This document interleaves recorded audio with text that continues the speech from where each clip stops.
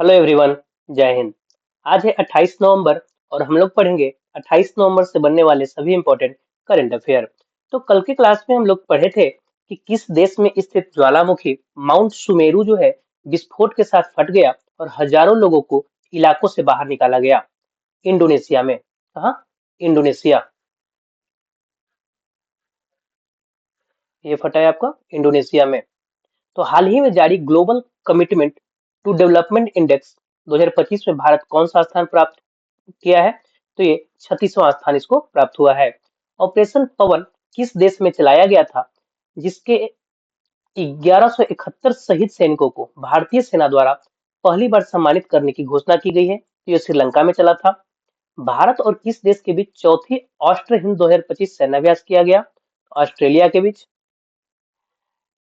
म- मंगसीर बगवाल उत्सव मनाया जाता है उत्तराखंड में। यूके विमेंस ब्रिट चैंपियनशिप 2025 का खिताब बोधना शिवनंदन ने जीती है।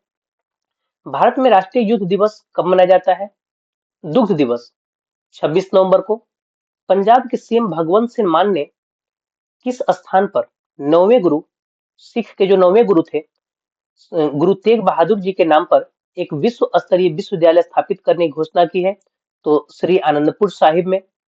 सुप्रीम कोर्ट द्वारा गठित केंद्रीय अधिकार प्राप्त समिति ने किस राज्य में नया टाइगर रिजर्व बनाने की सिफारिश की? गोवा में। भारत और कनाडा ने किस समझौते पर फिर से बातचीत शुरू करने पर सहमति जताई? तो कंप्रहेंसिव इकोनॉमिक पार्टनरशिप एग्रीमेंट यानी सेपा पर। गावी और यूनिसेफ ने किस बीमारी की वैक्सीन की उपलब्धता बढ़ाने के लिए समझौता किया? तो मलेरिया के। हाल ही में किस भारतीय रक्षा सार्वजनिक क्षेत्र उपक्रम ने फ्रांस की सेफ्रेन के साथ हैमर मिसाइल बनाने के लिए समझौता किया है? तो भारत इलेक्ट्रॉनिक्स लिमिटेड के साथ ये समझौता किया गया है। ये सभी करंट अफेयर हम लोग कल के क्लास में डिस्कशन किए थे। हम लोग चलते हैं आज के प्रश्न संख्या 1 पर। तो लगातार दूसरा महिला कबड्डी विश्व कप किस देश ने जीता? तो ये जीता है अपना प्यारा भारत। कौन जीता है? अपना प्यारा भारत जीता है। भारत ने फाइनल में चीनी ताइपे को किसको चीनी ताइपे को हराकर 35-28 से हराकर लगातार दूसरा खिताब अपने नाम किया है। इसका आयोजन शहीद सुहरावर्दी स्टेडियम में हुआ। कहाँ हुआ? शहीद सुहरावर्दी स्टेडियम। ये है कहाँ? तो ये ढाका में है। ढाका यानी बांग्लादेश में। विजेता इसका भारत, उपविजेता चीनी ताइपे। अगर यहाँ से आपसे प्रश्न पूछा जाए कि वैल्यूएबल प्लेयर प्लेयर जो है ये कौन है? तो ये बनी है संजू देवी। कौन है?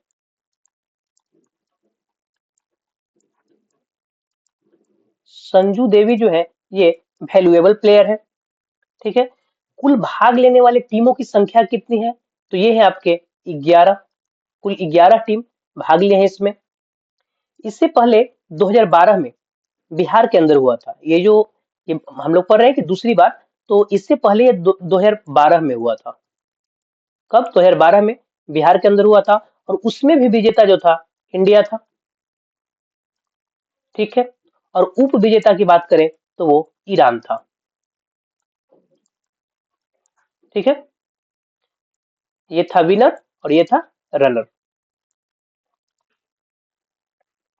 यहाँ से यदि मैं कबड्डी से रिलेट करते हुए एक इंटरनेशनल ऑर्गेनाइजेशन का नाम मेंशन करूं तो इंटरनेशनल कबड्डी फेडरेशन। ठीक है। इसका फॉर्मेशन ईयर जो है 2004 में है। हेडक्वार्टर जयपुर राजस्थान और इसके जो अध्यक्ष है विनोद कुमार तिवारी हो जाएंगे।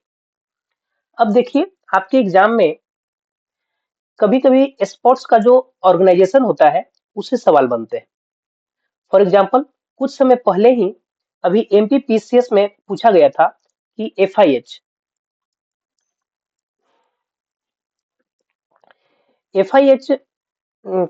का मुख्यालय कहाँ पे है? और ऐसे क्वेश्चन आपके बनते ही हैं। तो कुछ रिलेट करके एडिशनल तौर पे आप याद रख सकते हैं। जैसे कि यहाँ तो कबड्डी का डिस्कशन हो रहा है। ठीक है। तो इंटरनेशनल लेवल पर क्रिकेट को रेगुलेट करने वाला जो बॉडी है आईसीसी के बारे में भी आप रिलेट कर सकते हैं। इंटरनेशनल क्रिकेट काउंसिल इसका फॉर्मेशन ईयर जो है 1909 में। मुख्यालय दुबई यूएई, और इसके जो हेड हो जाएंगे जैसा। ठीक है। और कुछ समय पहले ही सीईओ के रूप में इसके कौन नियुक्त किए गए हैं? संजोग गुप्ता। ठीक है। अंतरराष्ट्रीय स्तर पर हॉकी को रेगुलेट करने वाला जो बॉडी है उसका नाम क्या है? एफआईएच। ठीक। International hockey federation. इंटरनेशनल स्तर पर चेस को रेगुलेट करने वाला जो बॉडी है वो है फीडे, फाइड कहिए इसको, यानी इंटरनेशनल चेस फेडरेशन। तो यहां से हम एफआईएच और फाइड, ये दोनों का हम फॉर्मेशन ईयर एक साथ इसलिए बता रहे हैं क्योंकि दोनों का फॉर्मेशन ईयर जो है सेम है। कितना? 1924। ठीक है। दोनों का हेड क्वार्टर भी सेम है, लॉस एंजल्स लॉजेंस स्विट्जरलैंड में। कहा? लॉजेंस स्विट्जरलैंड में। परंतु दोनों के हेड जो है वो अलग अलग है। अगर इसका हम बात करें एफआईएच की, तो इसके अध्यक्ष जो है इनका नाम हो जाएगा तैयब इकराम।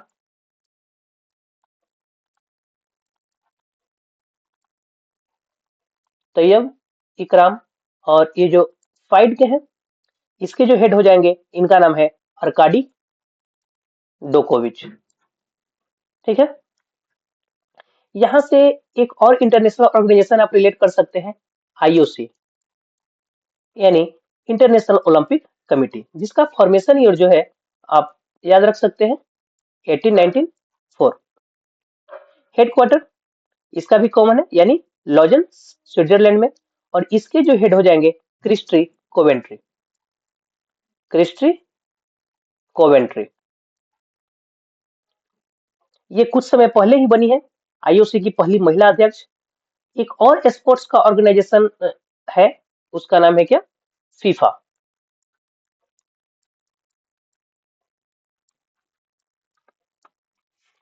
क्या है? फीफा, यानी federation international D football association. इसका फॉर्मेशन ईयर जो है आप रिलेट कर सकते हैं 1904 में। हेडक्वार्टर ज्यूरिख स्विट्जरलैंड, और इसके जो हेड हो जाएंगे गियानी इन्फेनिटो। गियानी इन्फेनिटो। ठीक है। हम लोग चलते हैं नेक्स्ट क्वेश्चन पे। खेलो इंडिया यूनिवर्सिटी गेम्स 2025 का थीम सॉन्ग जो है क्या है? तो इसका थीम सॉन्ग हो जाएगा पधारो मारो महारे राजस्थान, जीतो सारा हिंदुस्तान। देखिए, खेलो इंडिया यूनिवर्सिटी गेम्स जो है 2025, ये राजस्थान ही होस्ट करने जा रहा है। ठीक है। और इसी के लिए इसने थीम सॉन्ग लाया है, थीम सॉन्ग। तो इसे ही खेलो इंडिया यूनिवर्सिटी गेम्स जो है 2025, इसका थीम सॉन्ग या खेलो इंडिया यूनिवर्सिटी गेम्स का एंथम आप इसको कह सकते हैं। खेलो इंडिया यूनिवर्सिटी गेम्स की जो शुरुआत कहाँ से हुई? तो ये हुआ था आपका उड़ीसा के भुवनेश्वर से।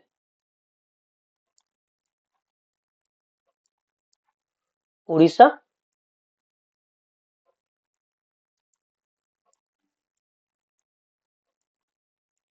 भुवनेश्वर से। ठीक। इसकी शुरुआत की गई थी।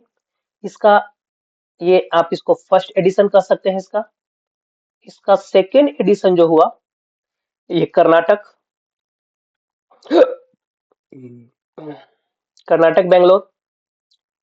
इसका थर्ड एडिशन जो हुआ ये यूपी ने इसको होस्ट किया था। इसका आप फोर्थ एडिशन देखिएगा तो नॉर्थ ईस्ट ने होस्ट किया।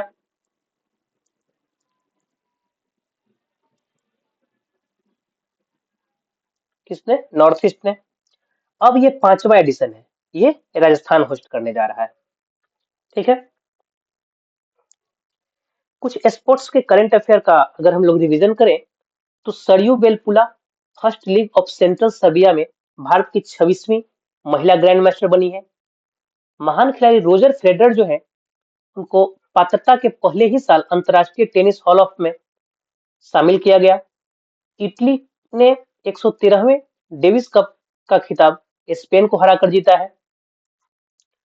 मलेशिया में सुल्तान जौहर कप हॉकी प्रतियोगिता में भारत की जूनियर हॉकी टीम को रजत पदक मिला।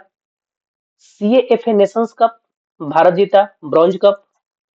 मेंस एशिया हॉकी 2025 भारत जीता।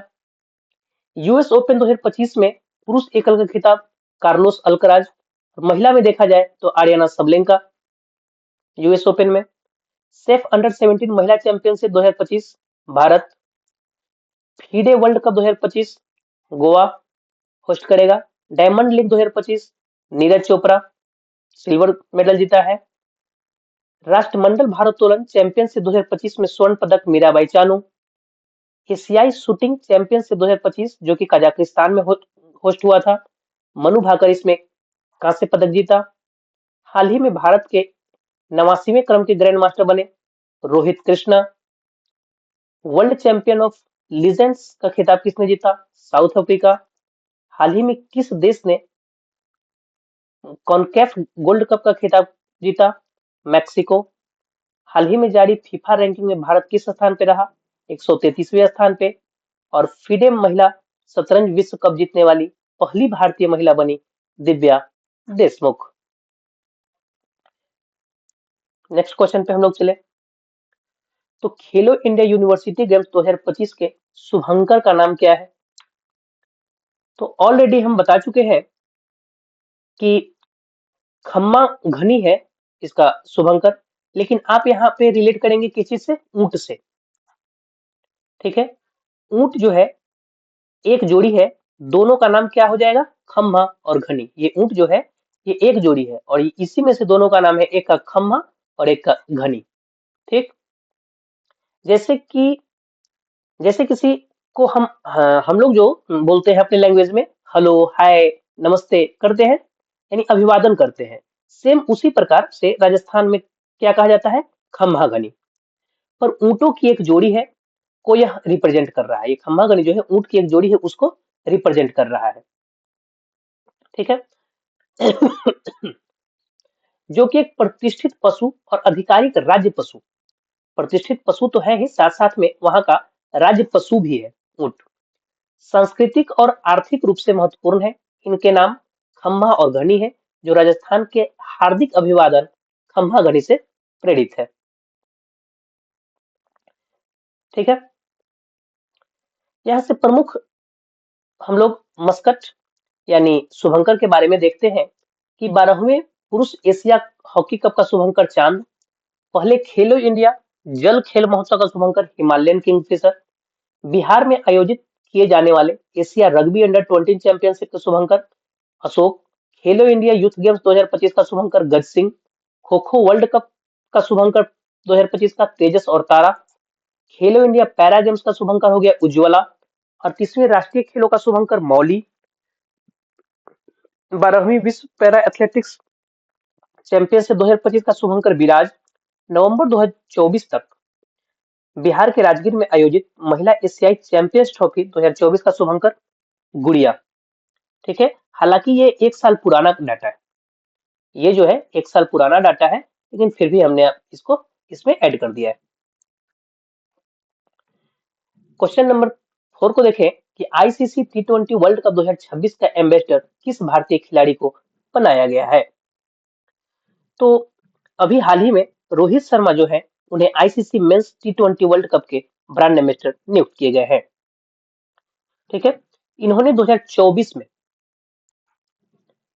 जो मेंस टी20 वर्ल्ड कप हुआ था उसकी कप्तानी रोहित शर्मा ही किए थे। फाइनल में विजेता भी भारत था, किसे हराकर? तो साउथ अफ्रीका को हराकर। विनर था इंडिया और रनर था साउथ अफ्रीका। ठीक है, और इसी के बाद इन्होंने टी20 से संन्यास लिया था। और कुछ दिन पहले की बात है कि टेस्ट से भी इन्होंने संन्यास ले लिया है। तो रोहित शर्मा और विराट कोहली दोनों टी20 और टेस्ट दोनों से संन्यास ले लिए। ठीक है, और टी20 वर्ल्ड कप जो नेक्स्ट है 2026 में होगा, वो भारत और श्रीलंका दोनों मिलकर उसको होस्ट कर रहा है और उसी के ब्रांड एम्बेसडर इनको बनाया गया है। ठीक है, सचिन तेंदुलकर सचिन तेंदुलकर जो है बीसीसीआई के हेडक्वार्टर में वानखेड़े स्टेडियम जो है मुंबई में, महाराष्ट्र में, वहां पे इनका स्टैचू बना हुआ है। ठीक। अब बात अगर करते हैं शिखर धवन की, ये तो भारत में मोटो जीपी जो है उसका ब्रांड एम्बेसडर है शिखर धवन। एम एस धोनी की बात करें तो ये एसबीआई के ब्रांड एम्बेसडर है, और ये तो वही गए T20 के।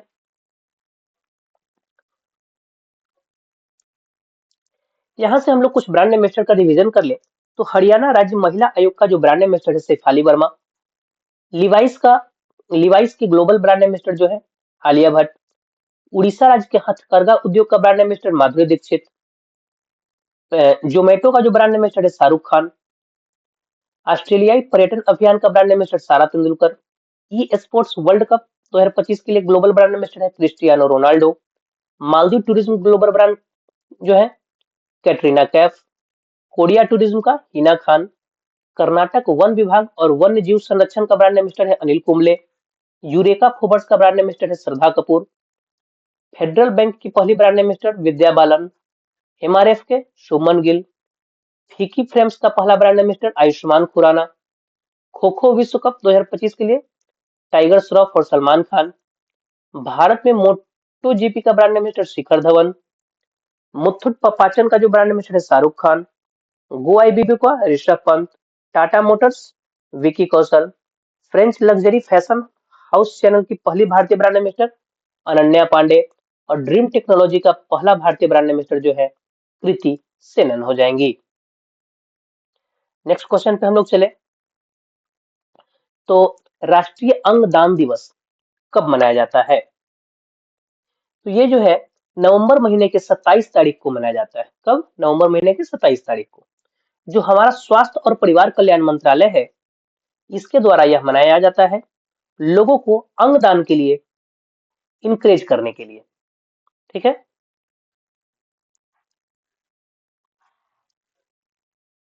स्वस्थ व्यक्ति जो होते हैं वो मृत्यु के बाद अपने अंग का दान करके लोगों की जान बचाते हैं। ठीक।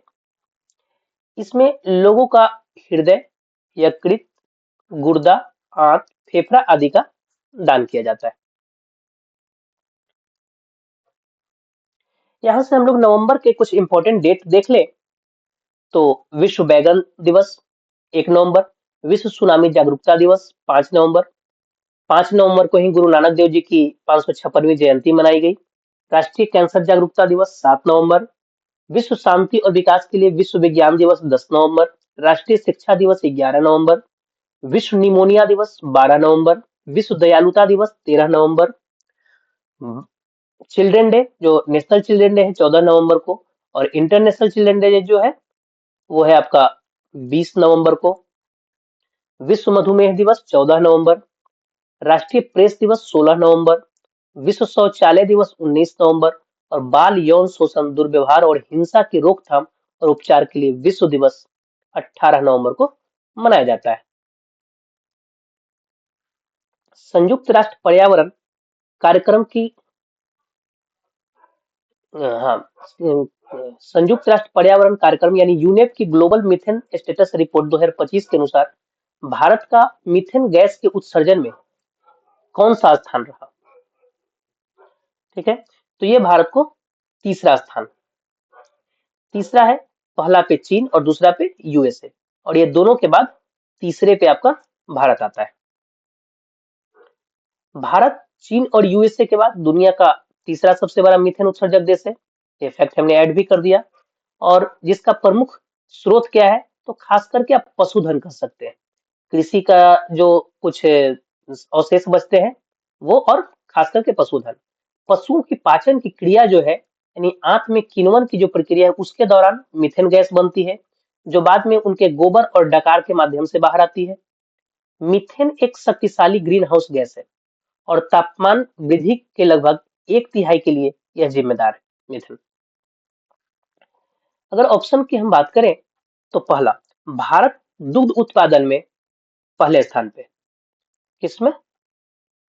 दुग्ध उत्पादन में। ठीक। सिप्री जो है,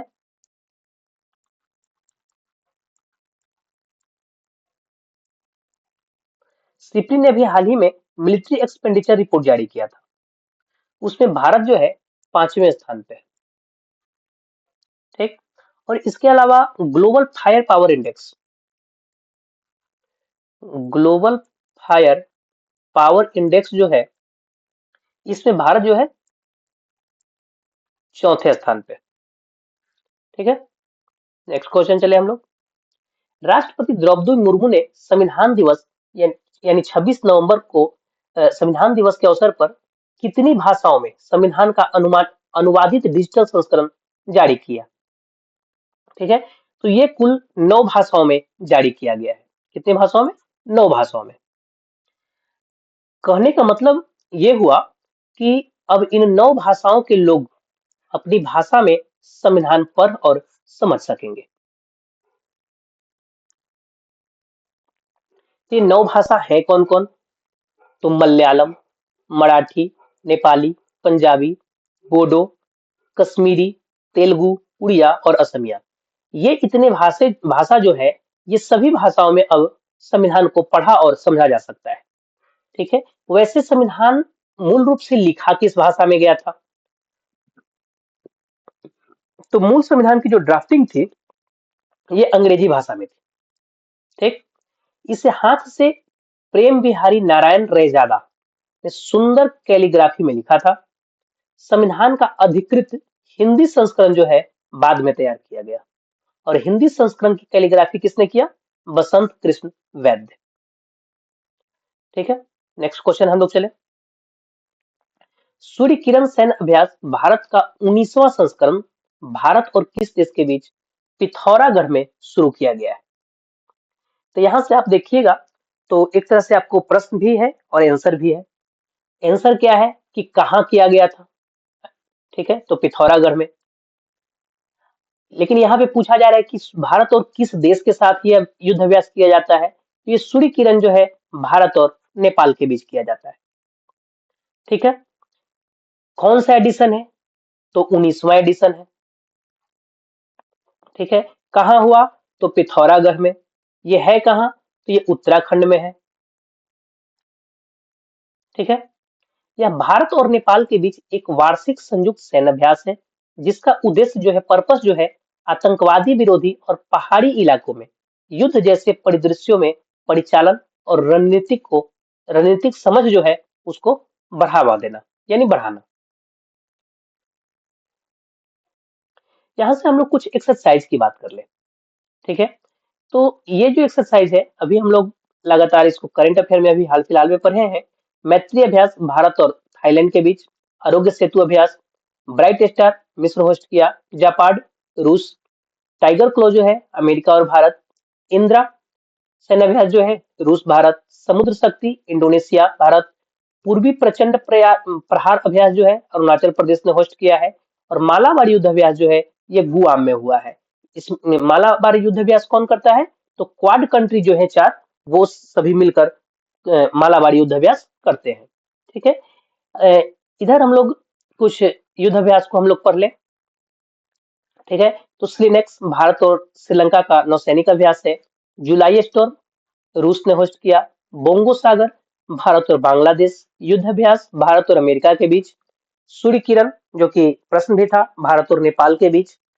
शक्ति, वरुण, गरुड़, ये सभी जो है भारत और फ्रांस के बीच होते हैं।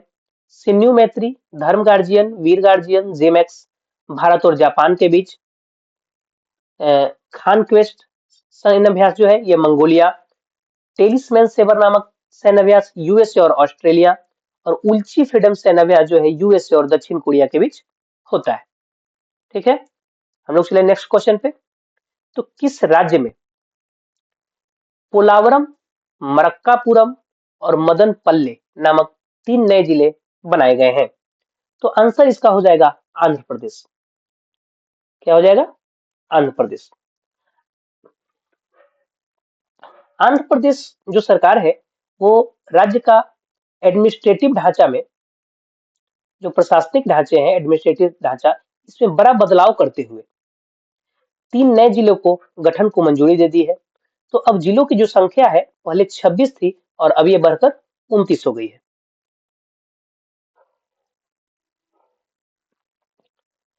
आंध्र प्रदेश की अगर राजधानी हम लोग देखें तो अमरावती, मुख्यमंत्री एन चंद्रबाबू नायडू, राज्यपाल एस अब्दुल नजीर।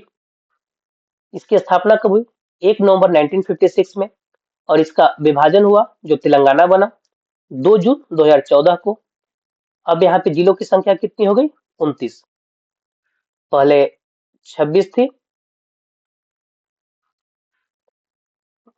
आंध्र प्रदेश में, पहले जिलों की संख्या 26 थी, अब इसमें 3 ऐड हो गया तो टोटल हो गया कितना? 29। ठीक है।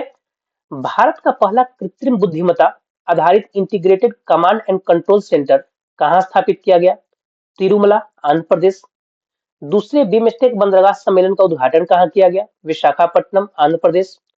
देश के पहले ग्रीन हाइड्रोजन हब की आधारशिला आंध्र प्रदेश के विशाखापट्टनम के पास पुद्दिम डाका में रखी गई थी। ठीक है, नेक्स्ट क्वेश्चन पे चले। जैमी बुकर किस देश से संबंधित है जिन्होंने हाल ही में आयोजित दुनिया की सबसे ताकतवर महिला प्रतियोगिता 2025 का खिताब जीता है? ठीक है, तो वैसे तो ये बिलोंग करते हैं अमेरिका से और अभी ये नाम चर्चे में था। तो प्रश्न उठता है कि चर्चे में था क्यों? तो जो टेक्सास अर्लिंगटन में आयोजित अ, विश्व की सबसे ताकतवर महिला की जो प्रतियोगिता थी उसमें जेमी बुकर, ये जो जेमी बुकर है ने जीत हासिल की थी और इसके बाद तो चर्चे में ही आई। जीत जब हासिल की उसके बाद ये चर्चे में आई। उससे भी ज्यादा चर्चे में तब आई जब खिताब जब जीती और खिताब मिलने के कुछ देर बाद ही आयोजकों के द्वारा जो इसको आयोजित आयोजित कर रहे थे वो इनसे इस खिताब को छीन लिए। ठीक है, ये काफी चर्चे में थी इसलिए हमने इसको ऐड किया था। नेक्स्ट क्वेश्चन देखें कि किसने 53वें इंटरनेशनल एमी अवार्ड में किसे सर्वश्रेष्ठ अभिनेत्री का अवार्ड अवार्ड जीता है? ठीक है, तो ये रिसेंटली जीता है एना मैक्सवेल मार्टिन ने। एना मैक्सवेल मार्टिन। और ये जो पुरस्कारों की घोषणा की गई थी ये रिसेंटली की गई है न्यूयॉर्क में। कहा? न्यूयॉर्क में 24 नवंबर को। भारतीय फिल्म अमर सिंह चमकीला को 2 नामांकन मिले। अमर सिंह चमकीला जो भारतीय फिल्म थे इसको 2 नामांकन मिले लेकिन वह किसी भी पुरस्कार में जीत हासिल नहीं कर पाई। यहाँ पर कुछ कैटेगरी आप इंपॉर्टेंट याद रखें। हालांकि बेस्ट एक्टर और बेस्ट एक्ट्रेस की कैटेगरी सबसे इंपॉर्टेंट है, जो कि बेस्ट एक्ट्रेस अन्ना मैक्सवेल मार्टिन। ठीक है, किस मूवी के लिए? अंटिल आई किल यू, ये यूके से बिलोंग करती है। और बेस्ट एक्टर की अगर हम बात करें तो ये है ओरियल प्ला, ये किस फिल्म के लिए? आई डिक्ट, आई एडिक्ट के लिए। ये स्पेन से बिलोंग करते हैं। ठीक है, बाकी कैटेगरी भी मैंने ऐड किया है परंतु आपको ये जो दोनों है इंपॉर्टेंट है। ठीक है, ये दोनों ज्यादा पूछता है, बाकी ये सब पूछता है लेकिन उतना नहीं पूछता है। ठीक है, कल के क्लास में हमने आपसे प्रश्न पूछा था कि किसे 130वें संविधान संशोधन विधेयक 2025 की जांच के लिए संसद की संयुक्त समिति का अध्यक्ष नियुक्त किया गया है। तो इसका राइट आंसर हो जाएगा अपराजिता सारंगी। ठीक है, नेक्स्ट क्वेश्चन अगर देखें कि हाल ही में किसे बाल अधिकारियों के लिए यूनिसेफ इंडिया सेलिब्रिटी एडवोकेट नियुक्त किया गया? तो इसका राइट आंसर हो जाएगा कीर्ति सुरेश। ठीक है, आपका आज का प्रश्न हो जाएगा वर्ल्ड बॉक्सिंग के नए अध्यक्ष कौन बने? जो भी इसका राइट आंसर हो कमेंट बॉक्स में जरूर से जरूर बताएं। और प्रश्न संख्या 2 है कि दुनिया के सबसे सक्रिय ज्वालामुखियों में से एक किलाउआ ज्वालामुखी में विस्फोट देखने को मिला, यह किस देश में है? इसका भी जो भी आंसर हो राइट आंसर कमेंट बॉक्स में जरूर से जरूर बताएं। धन्यवाद। आपको ये वीडियो अच्छा लगे तो इसे लाइक करें, चैनल को सब्सक्राइब करें और इसे अधिक से अधिक शेयर करें ताकि आपके साथ साथ आपके भाई बंधु को भी इस क्लास का बेनिफिट मिल सके। मिलते हैं फिर से कल नेक्स्ट वीडियो में। धन्यवाद।